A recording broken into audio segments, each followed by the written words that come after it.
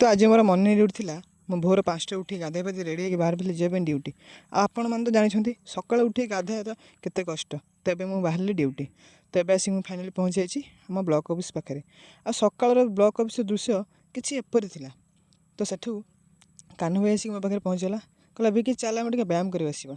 तो block office भी थी आम मिनी पार्क को आम जाइए व्यायाम करने। तो व्यायाम करूँ आम पाखे आसिक पहुँचला समय भाई।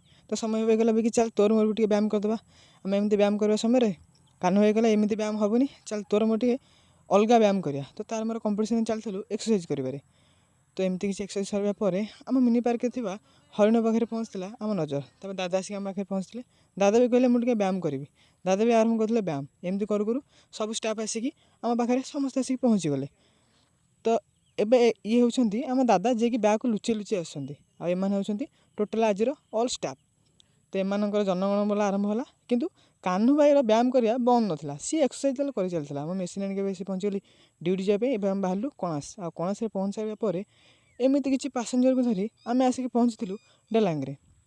तो फाइनाली एबे आसिक मुझे पहुँची घरे। आज तो भिडियो भल लगी लाइक कमेंट शेयर करेंगे सब्सक्राइब करने जमार भूलें। देखा नेक्स्ट वीडियो रे।